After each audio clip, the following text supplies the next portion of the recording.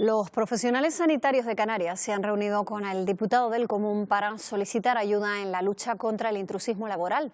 Farmacéuticos, fisioterapeutas, odontólogos, nutricionistas y expertos en terapia ocupacional han mostrado su preocupación ante el desamparo que aseguran sufrir frente a la alta cantidad de trabajadores no cualificados que ejercen en alguna medida estas profesiones. Consideran que la Consejería de Sanidad no ha cumplido desde 2015 con una propuesta no de ley al respecto. Bueno, pues en el plató de Buenos Días Canarias está Manuel Galván, presidente del Colegio de Farmacéuticos de Tenerife. ¿Qué tal? Muy buenos días. Muy buenos días. Y también Estefanía Plasencia, que es vicepresidenta del Colegio de Fisioterapeutas de Canarias. Buenos días. Muy buenos días. Estábamos comentando que es curioso, ¿no?, como en unas profesiones como estas, que además entrañan riesgo para la salud, pueda existir intrusismo. Sí, existe intrusismo a diario y sobre todo lo que nos preocupa y lo que llevamos a esta reunión es precisamente la publicidad que se le da a ese intrusismo, ¿no? Toda la publicidad engañosa que hay en torno a las profesiones sanitarias y que conllevan aún más que la población caiga en este tipo de problemas. Sí, porque además es muy fácil acceder a una publicidad de este tipo, a estos bonos oferta que se ofertan a lo mejor por internet. Es muy sencillo caer en una de estas trampas, ¿no? Sí, por supuesto, es muy difícil, es muy fácil caer porque el entorno, la publicidad, el aspecto normalmente se copia de los establecimientos sanitarios que están legalmente establecidos. Se hace una apropiación indebida de las formas, de los nombres, y las administraciones públicas tienen una tarea importante. No olvidemos que el artículo 43 de la Constitución habla del derecho a la salud de los ciudadanos y que la tutela efectiva de ese derecho a la salud corresponde a las administraciones sanitarias. Nosotros hemos tenido distintos grados de éxito en nuestras denuncias, pero creemos que necesitamos una implicación mayor de las autoridades sanitarias para colaborar con todos los profesionales sanitarios. Aparte de lo que nombrabas, teníamos dentistas, teníamos odontólogos. Hay incluso desde el año 2015 una proposición no de ley presentada por el Colegio de Dentistas, aprobada en el Parlamento, que ha quedado en un cajón, no se ha ido más allá. Sin embargo, en sectores como la hostelería, afortunadamente tienen una señalética común de cafetería, de bares, de restaurantes, que cualquier persona sabe que se está legalizado y está autorizado. Nos falta esa misma señalética en un sector tan importante para los ciudadanos, tan importante como es la salud y que puede ocasionar graves problemas si no se cuida adecuadamente. Es decir, que ya está en vías de empezar a funcionar, pero está paralizada. En este momento no ha avanzado en ningún aspecto, ¿no? Bueno, una votación unánime en el Parlamento, con el cual se aprobó una proposición no de ley. Falta que desarrollen y que haya una ley y que haya una normativa que desarrolle toda esa proposición. Es lo que nos falta. ¿Y qué hacemos cuando detectamos, cuando no detectamos, porque realmente si no lo detectamos no lo denunciamos, ¿no? ¿Qué hacemos a la hora de abordar, pues de buscar en internet, de decir, bueno, pues yo quiero ir a un fisioterapeuta, por ejemplo, en su caso, ¿no? ¿Qué hay que tener en cuenta? ¿Qué señales nos deben indicar que las cosas no son legales, ¿no? Realmente un fisioterapeuta siempre se va a promocionar como fisioterapeuta exclusivamente y por suerte hoy en día tenemos mucha transparencia en el ámbito sanitario en ese aspecto, al margen de que la publicidad no nos ayude, pero tenemos muchísima transparencia. Los profesionales de la fisioterapia tenemos que estar colegiados por ley, entonces tenemos además en nuestro portal web que tener públicos los nombres de aquellos fisioterapeutas que están habilitados legalmente para ello. No hay duda alguna en si yo pongo nombre y apellidos de un profesional sanitario de la fisioterapia en nuestra web, tiene que aparecer como habilitado. En ese aspecto, si no está, probablemente tengamos que dudar de en manos de quién estamos, ¿no? Y como esto, pues realmente es lo que nos da seguridad, pero al margen muchas personas no tienen acceso libre a internet o sencillamente pues no tienen conocimientos de cómo poder hacerlo, y ahí es donde proliferan estos pseudoprofesionales y esta publicidad que tanto nos preocupa y tanto nos afecta. ¿Qué documentación o qué acreditación podemos nosotros pedirle a un profesional y que tenga la obligación de enseñarnos a la hora de atendernos? Nuestro título, como digo, el hecho de que estemos colegiados implica que estamos titulados, eso ya es una verificación previa que realizamos, entonces realmente no es necesario ni siquiera solicitarlo, pero en cualquier caso, como siempre les decimos a los pacientes que muchas veces nos dicen, bueno, me da un poquito de vergüenza pedirle su título. No hay vergüenza ninguna, cualquier graduado o diplomado en fisioterapia va a tener todo el orgullo en enseñarte su título, y como digo, si tenemos dudas siempre tenemos el portal web que es totalmente público y accesible las 24 horas, pero por supuesto esa titulación, y al margen de eso en aquellos centros privados siempre tenemos un registro de acreditación, un número de registro de acreditación de centros que estamos también dados de alta en la web del Servicio Canario de Salud, del Servicio de Acreditación de Centros del Servicio Canario de Salud. Hay una pequeña pista, ¿no?, también que nos puede indicar que las cosas no van muy bien. Está claro que gratis no hay nada.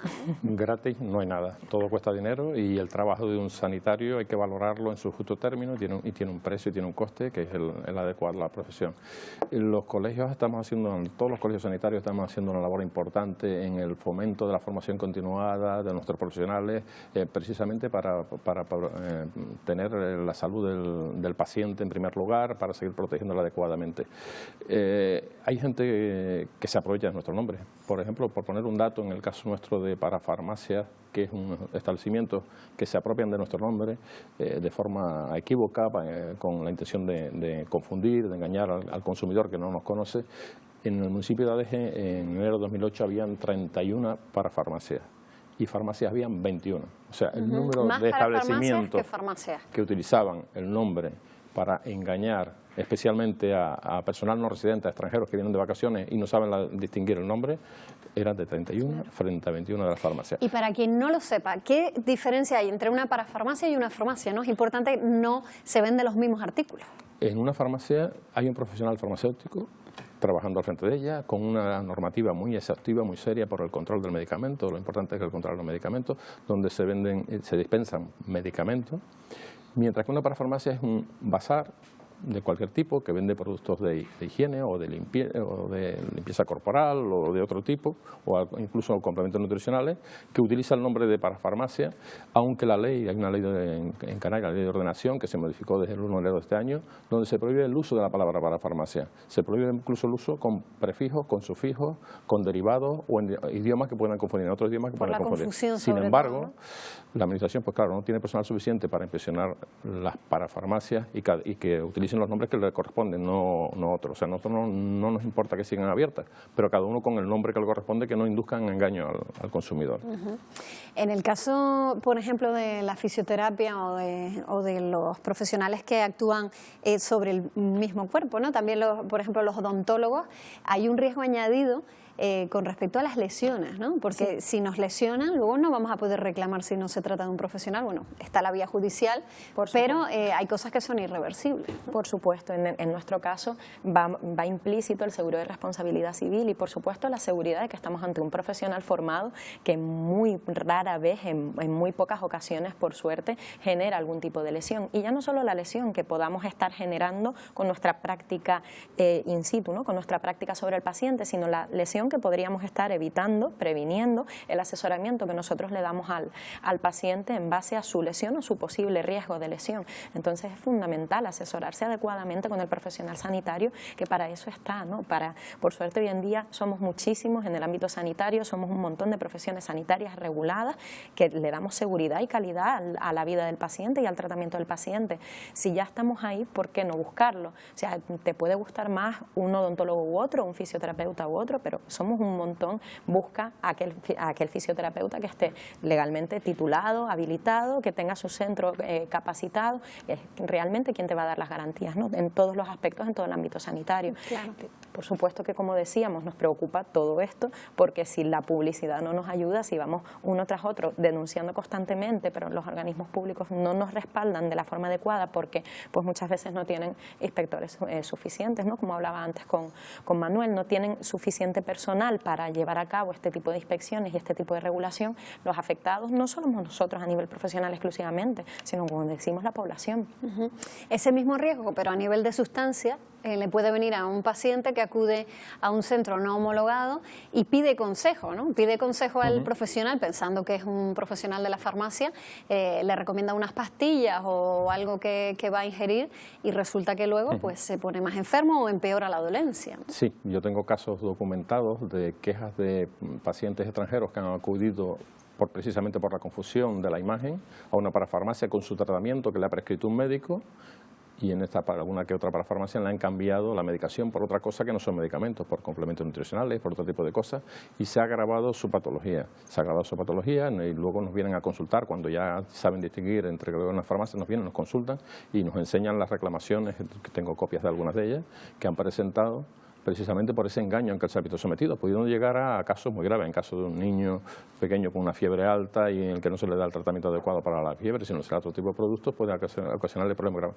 Yo he visto, por ejemplo, en el caso de fisioterapia, vi unas fotos de un procedimiento judicial en el que había un niño de 3 meses en que un falso fisioterapeuta trataba a un niño con graves problemas y ponía en riesgo su vida. Se han visto cosas. Los tratamientos de odontólogos, de esa publicidad falsa y engañosa a precios tirados que son imposibles de sostener y que luego acaban en quiebra de empresas y con pacientes sin su tratamiento haber terminado.